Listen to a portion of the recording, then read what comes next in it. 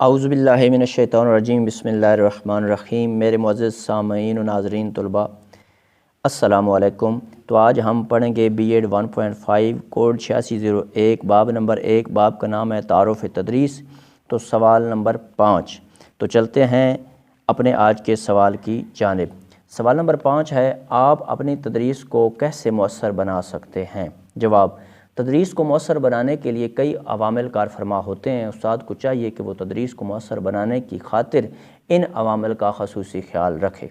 مؤثر تدریس کے عوامل: گرنی نے مؤثر تدریس کے لیے 5 قسم کے عوامل کی نشاندہی کی ہے جو کہ درج ذیل ہیں۔ نمبر 1، تعلم کے لیے استاد کا علم، جوش و ولولہ اور ذمہ داری۔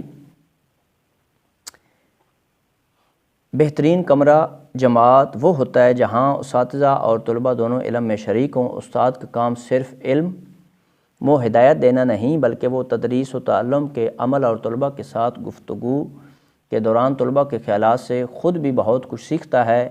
ایسے تعلیمی ماحول میں اساتذہ اور طلباء دونوں سیکھنے کے عمل سے گزرتے ہیں اور زیر مطالعہ مضمون کی پوری دنیا کو دریافت کرتے ہیں۔ ایسے ماحول میں استاد علم میں دوسروں کو شریک کرنے اور اسے پرلطف بنانے کی ذمہ داری ادا کرتا ہے۔ نمبر 2، کمرہ جماعت کی سرگرمیاں جو تعلم کے لیے حوصلہ افزا ہوں۔ بھرپور تجربات اور مواقع کے حامل کمرہ جماعت میں طلباء کو کھل کر سیکھنے کا موقع ملتا ہے اور وہ عملی تجربہ کرتا ہے۔ ایسے ماحول میں سیکھنے کا عمل کامیابی کے لیے انتہائی مفید ہوتا ہے۔ اس سے طلباء میں تعلم پر مکمل مہارت کا احساس پیدا ہوتا ہے۔ ایسے کمرہ جماعت میں اساتذہ کے رجحانات نتائج پر اثر انداز ہو سکتے ہیں۔ استاد کے لیے ضروری ہے کہ وہ کمرہ جماعت میں انجام دی جانے والی سرگرمیوں کی آزمائش کے لیے مکمل طور پر تیار رہے۔ طلباء کو زیر مطالعہ موضوع کی جانب متوجہ رکھنے اور اسی سے متعلقہ سرگرمیوں میں مشغول رکھنے کے لیے ضروری ہے کہ سرگرمیوں کا وقتاً فوقتاً معائنہ اور جائزہ لیا جاتا رہے تاکہ طلباء کا مضمون کے ساتھ مضبوط تعلق قائم رہے۔ نمبر 3 ہے، تجربات کے ذریعے سیکھنے کی حوصلہ افزائی کرنے والی تشخیصی سرگرمیاں۔ تشخیص مؤثر تعلیمی عمل تخلیق دینے میں اہم کردار ادا کرتی ہے۔ جاری تعلیمی عمل کے دوران طالب علم اگر تشخیص کی قدر سے واقف ہو جائے تو وہ زیادہ بہتر انداز میں سیکھنے کے عمل میں شریک ہو سکتا ہے اور وہ زیادہ بہتر نتائج حاصل کر سکتا ہے۔ مؤثر ترین تعلیمی ماحول میں ساتھیوں کے ذریعے پڑھانا،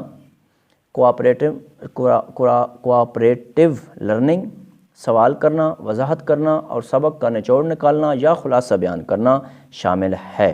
یہ تمام امور طلباء کی سیکھنے کی صلاحیت کو بڑھاتے ہیں۔ اگر تشخیصی سرگرمیوں کو تدریسی امور میں شامل کیا جائے تو یہ تعلیمی عمل کا مرکزی حصہ بن جاتی ہے۔ نمبر 4 ہے، کمرہ جماعت میں تعلیمی ماحول کو قائم کرنے والا مؤثر فیڈ بیک۔ سیکھنے سے متعلق موزوں ترین فیڈ بیک مؤثر تدریس کا اہم ترین عامل ہے۔ فیڈ بیک کے مختلف طریقے استاد کو اس قابل بناتے ہیں کہ وہ طلباء کو سیکھنے کے امور میں مشغول رکھ سکے۔ تمام وضاحتیں، سوال کرنے کے طریقے اور ہدایات فیڈ بیک اور طلباء کے ان پٹ کا حصہ ہیں۔ مؤثر کمرہ جماعت میں طلباء اپنی کارکردگی پر فیڈ بیک حاصل کرنے کے حتمی مطمئن ہوتے ہیں۔ آلٹن لی فیڈ بیک کی قدر و قیمت پر روشنی ڈالتے خبردار بھی کرتا ہے کہ بہت کم فیڈ بیک کی طرح بہت زیادہ فیڈ بیک بھی بہت زیادہ نقصان دہ ہوتا ہے۔ استاد طلباء سے جتنا فیڈ بیک حاصل کرتا ہے وہ اس پر اتنا ہی زیادہ عمل کر سکتا ہے۔ نمبر 5 ہے، تجربہ سے سیکھنے کی حوصلہ افزائی کرنے والا اور ایک دوسرے کو احترام دینے والا ماحول تشکیل دیتے ہوئے استاد اور طلباء کا مؤثر باہمی عمل۔ تعلم ایک جذباتی تجربہ ہے۔ طلباء ان اشیاء اور افعال کو پسند کرتے ہیں جو کہ جذباتی طور پر انہیں اپنی جانب مائل کرتے ہیں۔ وہ استاد جو کہ کمرہ جماعت میں ذاتی شمولیت کا احساس پیدا کرتا ہے اور چاہتا ہے کہ وہ اپنے علم میں پوری جماعت کو شریک کرے، نیز خود کو بھی سیکھنے کے عمل کا حصہ گردانتا ہے، وہ در حقیقت طلباء کے ساتھ خاص تعلق قائم کر رہا ہوتا ہے۔ کام کا ایسا ماحول جو کہ باہمی تعامل سے تشکیل پائے وہ محنت کی مشقت کو کم کر کے تعلیمی عمل کو زیادہ مفید بنا دیتا ہے۔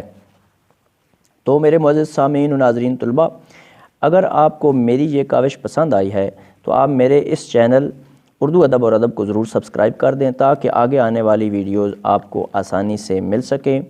اللہم صلی علی محمد و آل محمد، والسلام۔